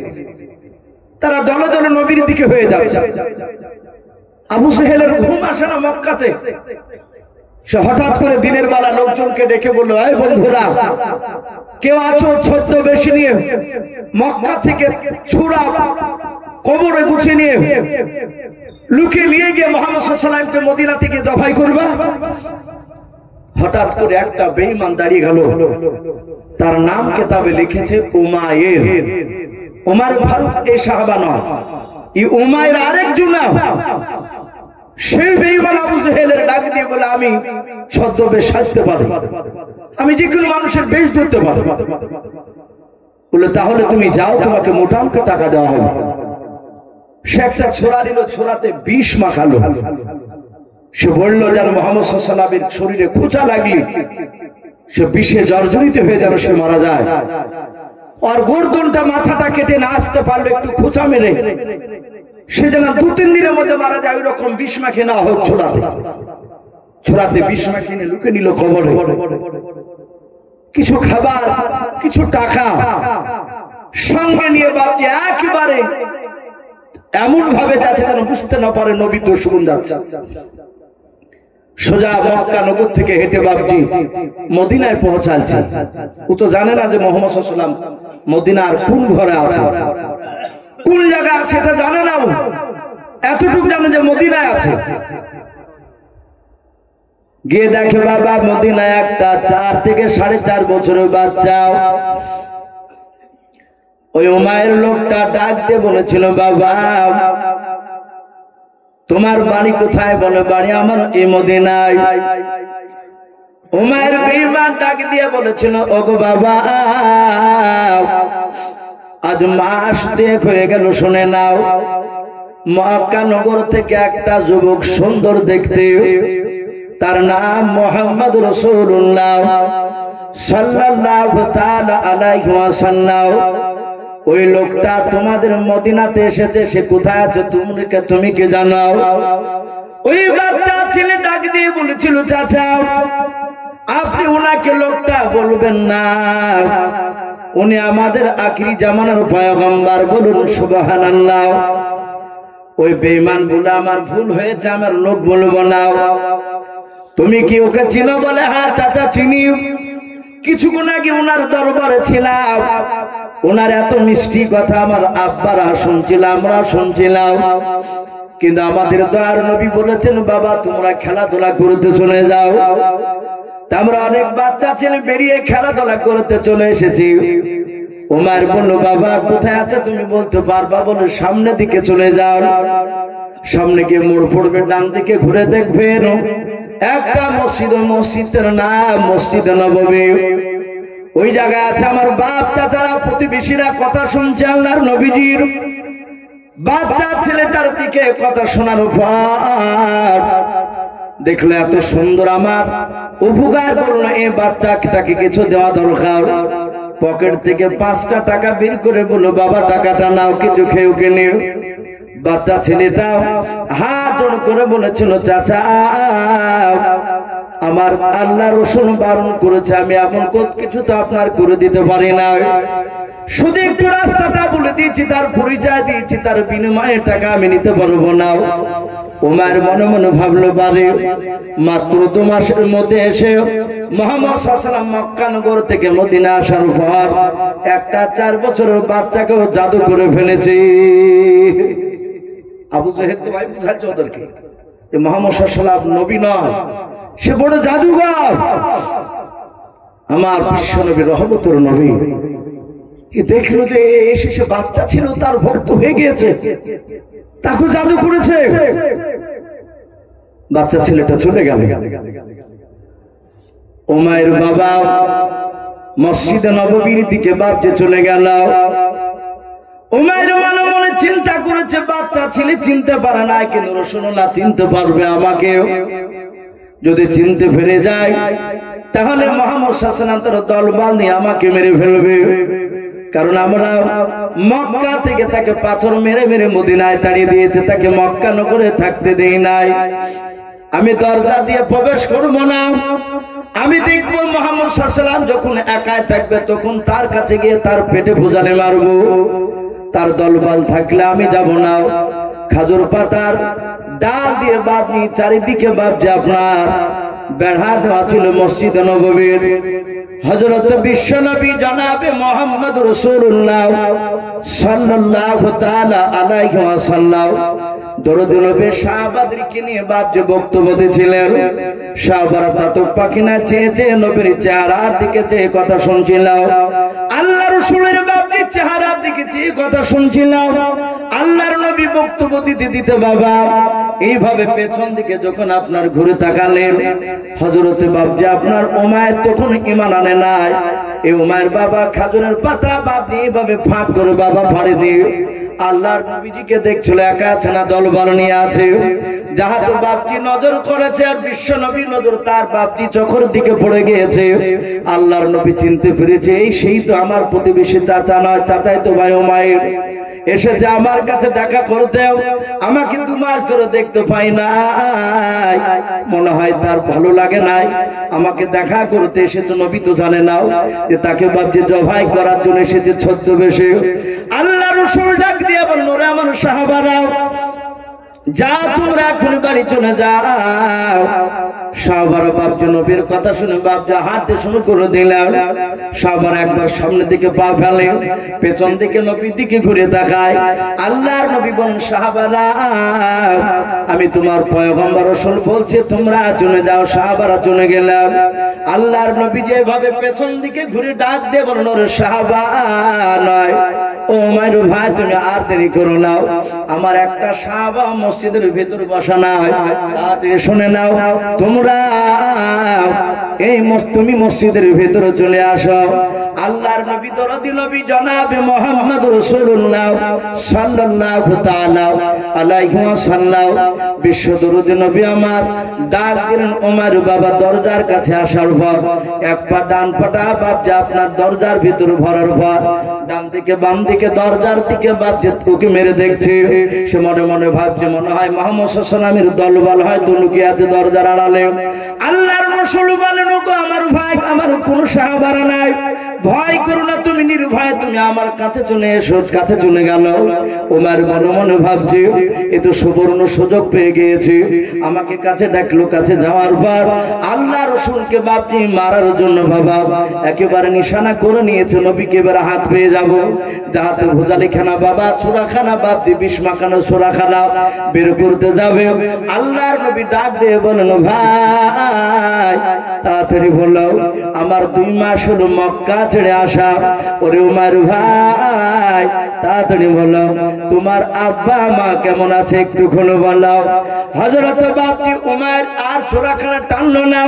উমর বাপজি আশ্চর্য হয়ে গেল, যেই লোকটাকে পাথর দিয়ে মেরেছিলাম ওই লোকটাকে মক্কাতে থাকতে দিই নাই, আর সেই লোকটা আমার আব্বা বিছানায় পড়ে আছে, আমার আব্বা মার কথা জিজ্ঞাসা করেছে। আল্লাহ রাসূল ডাক দিয়ে বলল রে আমার উমর ভাই বলো পাড়ার অমুক চাচা কেমন আছে, অমুক ভাই কেমন আছে, অমুক খালামা কেমন আছে বললাম। উমর বাপজি রাসূলের চেহারার দিকে চেয়ে আছে, আর বাপজি ছোড়াখানা টানতে পারলো না, আল্লাহর নবীজির ব্যবহার দেখে থাকতে পারলো না।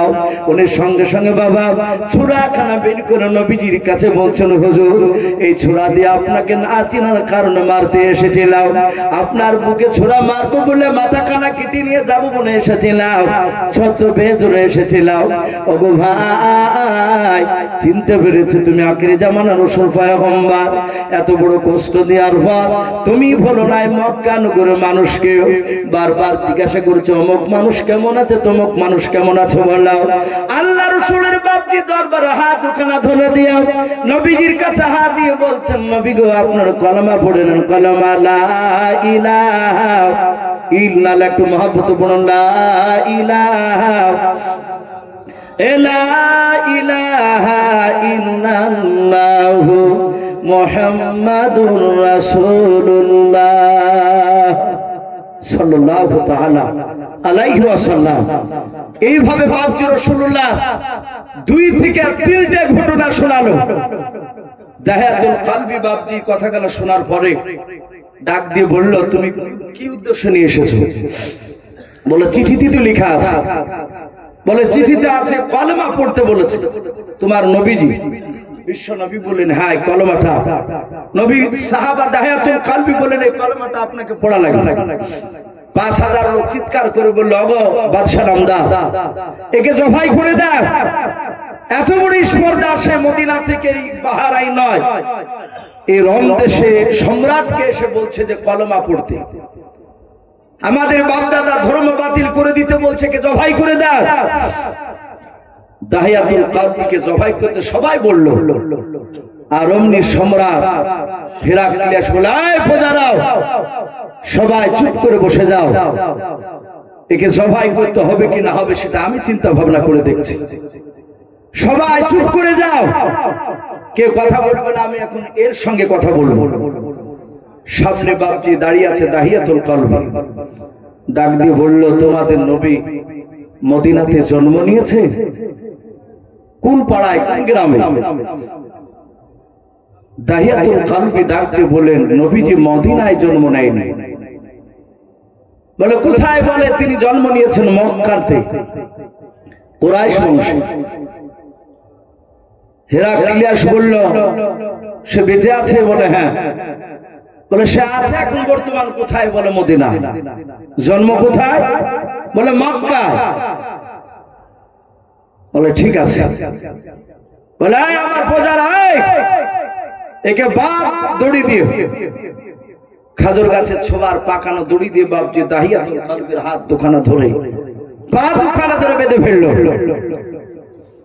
বাঁধার পর বলল বেশিনায় 10টা যুবক সৈন্য দাঁড়িয়ে যাও। হেরাক্লিয়াসের 10টা সৈন্য দাঁড়িয়ে গেল। বলে হুজুর কি করতে হবে বলুন। বলে রমদেশের বাজারে যাও। আপনাদের যেমন এই বালিঘাট ব্রিজটা একটা বেশ বাজার, আমাদের আপনাদের সকলের যেমন বহরমপুর আমাদের বড় বাজার। বলে রমদেশের সম্রাট বলল 10টা সৈন্য, এক্ষুনি তুমি আমার রমদেশের বাজারে চলে যাও। বলে জাহাপানা গিয়ে কি করব? বলে গিয়ে প্রচার করো গা মক্কার কোন মানুষ ব্যবসার ক্ষেত্রে এই রমদেশে এসেছে কিনা, যদি কোনো মানুষ আসে তাহলে তাকে আমার কাছে নিয়ে আসবা। রমদেশের সম্রাটের কথা শুনে বাপজি 10টা লোক বাজারে চারিদিকে বাপজি আওয়াজ দিতে লাগলো। আবু সুফিয়ান তখন জিন্দা ছিল এবং বেঈমান। আবু সুফিয়ান সেই সময় বাপজি ঈমান আনেনি, পরে ঈমান এনেছিল। মক্কার একজন তাবুর নেতা, সে 10টা তার লোক নিয়ে গিয়েছে সে ব্যবসা করতে রমদেশে, আরো 10টা যুবককে নিয়েছে। সুফিয়ান বলল আমার বাড়ি মক্কানগরে। বলে আপনারা কজন আছেন মক্কানগর লোকের? বলে আমরা 11 জন। কে বলেছেন 10 জন? আবু সুফিয়ান আর 9টা, যারা 11 বলে তারা বলছেন আবু সুফিয়ান আর 10 জন ছিল তার লোক। বলে সবাইকে ডাক দিয়েছে আমাদের বাদশা চলো। আবু সুফিয়ান চলে আসলো তার দল নিয়ে। আসার পরই বাপজি তাকে দেখছে দাহিয়াতুল কলবিকে, ও চিনতে পেরেছে এই মাল এখানে এসেছে। আবু সুফিয়ান বলে এখানে এসেছে। রমদেশের সম্রাট বলল তোমার নাম কি? বলে আমার নাম আবু সুফিয়ান। বলে আমি বড় নেতা, এদের মধ্যে আমি একজন নেতা, এরা সব আমার কথা মেনে চলে, আমরা ব্যবসা করতে এসেছি। সম্রাট হেরাক্লিয়াস বলে খেলা এবার জমবে। বলে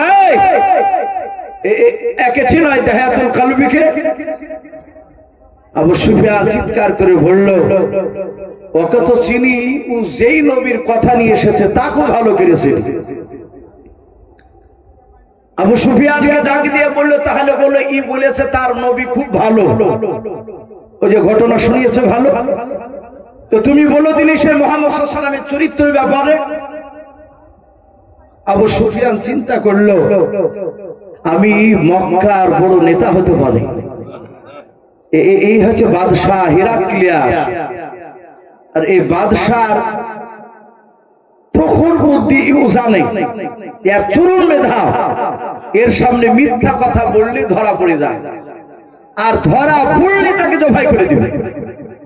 আবু সুফিয়ান দেখলো আমি মিথ্যা কথা বলবো না, আমি সত্য কথাই বলবো, কিন্তু এমন করে সত্য কথাটা এমন তুলে ধরবো বলবো সেটা যেন শুনিয়ে বাদশাহ মিথ্যা মনে করে।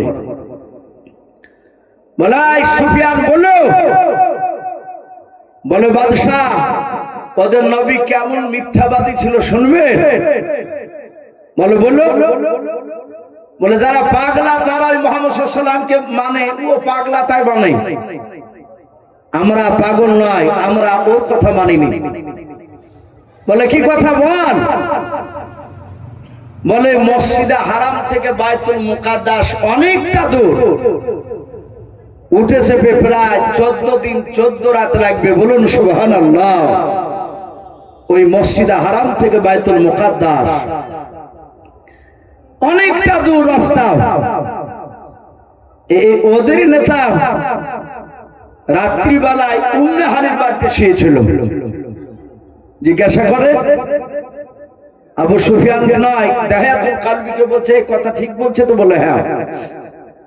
বলে জিবরিল বলে একজন ফেরেশতা আমরা বিশ্বাস করি না, ওরা করে। ওদের নবীর কাছে নাকি আসলো একটা বুরাক জাতীয় প্রাণীতে, সে নাকি ঘোড়ার চেয়ে ছোট, গাধার চেয়ে একটু বড়। বলে তাই? বলে হ্যাঁ। বলে তাতে চেপে বুরাকে চেপে সে মসজিদে হারামে গেল, হারাম থেকে আবার বাইতুল মুকাদ্দাসে গেল। ওখানে যাওয়ার পর একটা ওর বুরাককে বেঁধে রাখলো দরজার গুড়িতে, দরজার গুড়িতে রেখে ওখানে নাকি আল্লাহর তরফ থেকে একটা সিঁড়ি আসলো, ওতে চেপে প্রতিটি আসমান 70 পাক আসমান পার হয়ে সিদরাতুল মুনতাহায় গেল। সেখানে নাকি আবার একটা যানবাহন রফরাফ নামক যানবাহনে চাপলো, সেখান থেকে গিয়ে একদম আরশে আজিমে জান্নাত জাহান্নাম আল্লাহর সাথে দিদার করে 5 ওয়াক্ত নামাজ নিয়ে আসলো। এক কথা মিরাজের ঘটনা সব বলতে লাগলো। হে বাদশাহ নামদার, আবার সত্যপাক আসমান নেমে এসে বাইতুল মুকাদ্দাস থেকে ঘোড়া ওই ঘোড়া নিয়ে আবার মসজিদে হারামে আসলো। ওখান থেকে আবার উম্মে হানির বাড়ি গেল। অথচ এতটা রাস্তা গেল, আসমান পাড়ি দিয়ে গেল, কিন্তু একটা লোকে কেউ টের পেল না, জানতে পারলো না। এই কথা কি বিশ্বাস করেন আপনি? বাদশাহ বলল, না, পুরা মিথ্যা কথা, এটা কি করে হইতে পারে? আমার বিশ্ব নবী যখন মেরাজের ঘটনা বলছিলেন, আবু জেহেল, উতবা, সাইবা, আবু সুফিয়ান এরা মসজিদের দেওয়ালে কান লেগে কথাগুলো শুনছিল। যাহাতে নবীর মেরাজের ঘটনা আলোচনা হলো, রাতে দেখেছে সকালবেলায় সাহাবাদের সামনে ফরজ নামাজ পড়ে আলোচনা করছে। আবু জেহেল ঢুকে গিয়ে